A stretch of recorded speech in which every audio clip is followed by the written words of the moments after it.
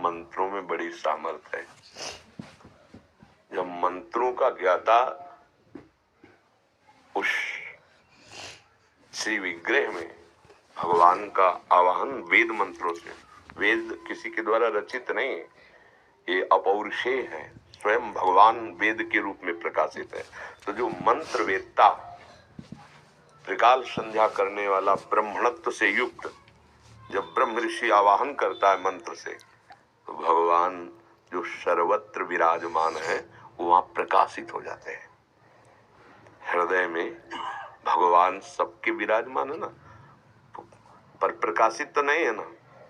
और जहां मंत्र जपे आप, हृदय में भगवान प्रकट हो जाते हैं, मंत्र का प्रभाव। अब वो विग्रह तो पाषाण का प्रकट में दिखाई दे रहा है, अष्ट धातु का प्रकट में दिखाई दे रहा है, या चित्रपट दिखाई दे रहा है। जहां भावपूर्वक मंत्रों का उच्चारण किया गया तो भगवान वहीं प्रकट हो गए। मंत्रों में बड़ी सामर्थ्य है। जब जन्मेजय जी को ये पता चला कि हमारे पिता को मारने वाला ये तक्षक सर्प अभी भी जीवित है और पिता हमारे पधार गए, तो धिक्कार हमारे जीवन को, अगर वो जीवित रह जाए तो मैं सर्पेष्टि यज्ञ करूंगा और उसका आवाहन करके यज्ञ में भस्म करूंगा। तुम्हें मंत्रों के प्रभाव की बात बता रहे, तो समझ जाओगे। बड़े बड़े ब्रह्म ऋषियों ने मिलकर सर्पेष्टि यज्ञ की, उसमें सर्पों के नाम लेकर आहुति दी जाती थी। जब ये पता चला तक्षक नाग को, तो देवराज इंद्र उसके मित्र थे, तो देवराज इंद्र के सिंहासन के पावे में लिपट गया हो कि मेरी रक्षा करो।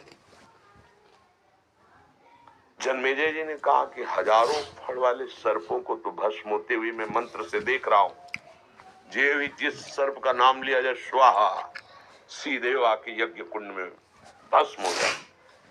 हजारों सर्प, लाखों सर्प, बड़े बड़े विशाल, ये तक्षक क्यों नहीं आया? तो उनका महाराज, तक्षक इसलिए नहीं आ सकता कि देवराज इंद्र के सिंहासन के पावे में लिपटा है। बोले ऐसा मंत्र नहीं कि सिंहासन सहित स्वाहा हो जाए। बोले आप आदेश करो, देवराज इंद्र सहित सिंहासन सहित तक्षक अभी, तो उनका हमारा आदेश है, यजमान का आदेश। मंत्र वेत्ता ब्रह्म ऋषियों ने जे ही मंत्र पढ़ करके, तो देवराज इंद्र तो कूद गए सिंहासन से, पर सिंहासन में लिपटा हुआ तक्षक ऐसे मड़रा रहा था।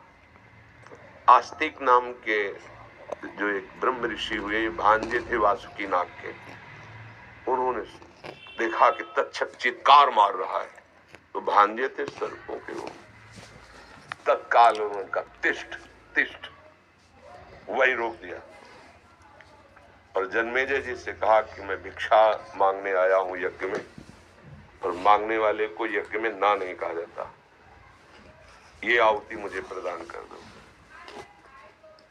वैसे यज्ञ बंद हुई। देवराज इंद्र सहित स्वाहा, अगर रोक ल देते, ल कूद ले जाते उसी में। द्रोणाचार्य जी ने मित्रता की द्रुपद से, तुम्हें मंत्रों की बात, द्रुपद से, द्रुपद जी ने कहा कि जब मैं राजा बनूंगा और कभी आपको आवश्यकता हो तो आप आ जाना, क्योंकि आप ब्राह्मण हैं, ब्रह्म ऋषि हैं, और मैं राजकुमार हूं। दोनों गुरुकुल में पढ़ते थे। बिल्कुल सारांश में बता रहे। द्रुपद राजा बने पांचाल देश के। अब महाराज को जब अश्वस्थामा प्रकट हुई द्रोणाचार्य के, तो आवश्यकता बढ़ी, तो उनको याद आया मेरा मित्र राजा द्रुपद। तो वहां गए द्रोणाचार्य जी और कहा मित्र पहचाने? तो उनका भिक्षुक होकर मेरे को मित्र बोलता है, तो उनका मैं द्रोणाचार्य हूं। The #1 serum by Garnier.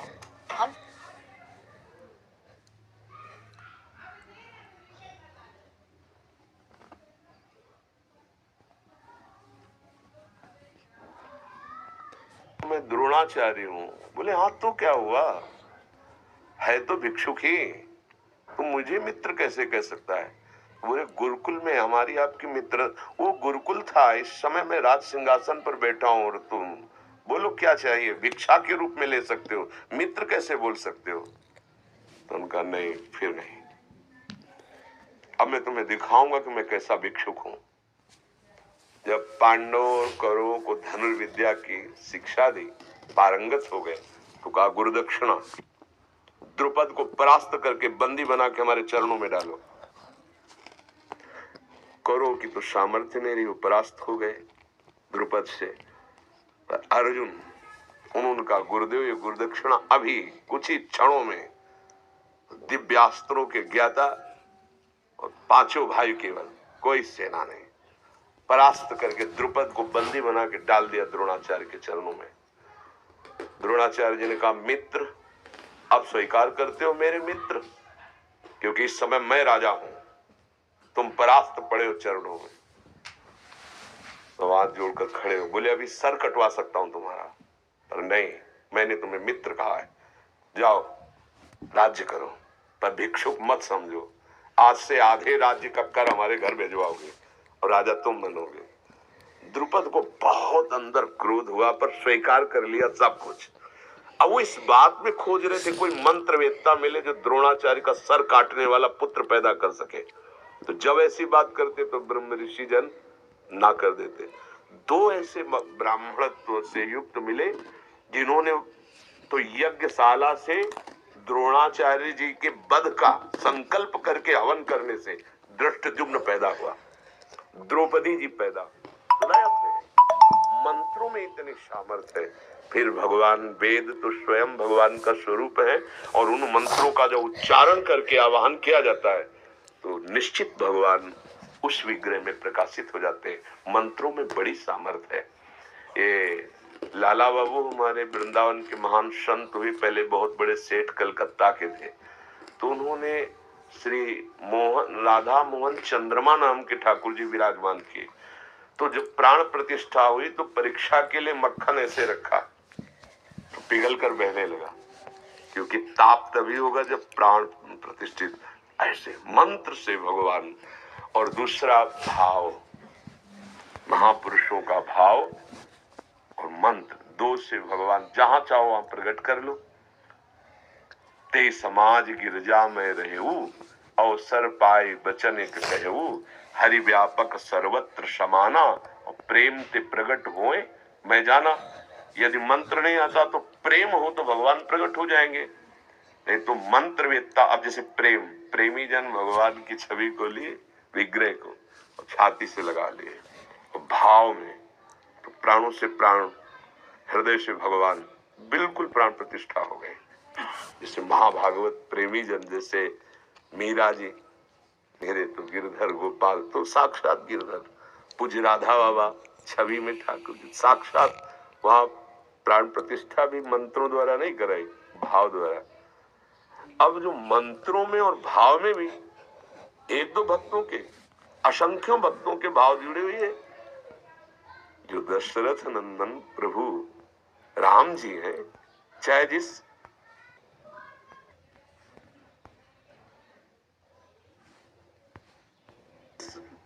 भाव क्यों, लेकिन जुड़े तो है ना, हमारे ही तो प्रभु है ना। तो सबके भाव और मंत्रविद्ता महापुरुषों का, एक से एक महात्मा, आप क्या समझते हो कौन सा महात्मा किस कोटि का, आप क्या समझते हो? तो मंत्रविद्ता ब्रह्म ऋषियों का आवाहन और भक्तों की भावना, तो साक्षात प्रभु का घर है, प्रभु वहां तो थे, वो प्रकाशित हो गए उस विग्रह में। कोई आश्चर्य की बात नहीं, सोच पा रहे हैं? भाव से खंभे में किया तो नरसिंह प्रकट हो गए, मंत्र का उच्चारण भी नहीं किया। दो ही भाव हमने बताया, एक मंत्र एक भाव, तो लाखों भक्तों के भाव पहले ही वहां विराजमान है। फिर मंत्रवेत्ताओं, ऐसा नहीं कि न मंत्रवेत्ता रह गए, न ब्रह्म ऋषि रह गए, न ऐसा नहीं, सब है। हाँ, बहुतायत नहीं रह गई, पर ऐसे ऐसे अभी मंत्र उच्चारण करने वाले चमत्कार प्रकट हो जाते। देखो प्रकट हुआ ना चमत्कार, विग्रह में भगवान साक्षात विराजमान हो गए। पहले जो विग्रह का दर्शन किए हो और फिर प्राण प्रतिष्ठा के बाद, तो आप देख लो साक्षात भगवान उनमें। और ऐसे अनुभव होते रहेंगे, आज नहीं सदा होते रहेंगे कि भगवान साक्षात विराजमान है। ये इसमें कोई संशय नहीं है। मंत्र और भाव दो के द्वारा भगवान प्रकट किए जाते हैं। इससे हृदय में भी जो मंत्र नहीं जप रहा, नाम जप नहीं, जिसके भाव नहीं, भगवान भाववश्य भगवान जहां कहीं भी देखो। ये तो श्री भगवान की प्राण प्रतिष्ठा हुई। धन्ना जाट का नाम सुना है? उन्होंने बच्चे थे तो कथा हो रही थी, वहां बैठ गए तो पंडित जी कह रहे थे कि जो भगवान की सेवा नहीं करता, भोग नहीं लगाता, उसका जीवन व्यर्थ है। 9 किशोर बालक थे। तो ये बात बैठे भगवान की सेवा।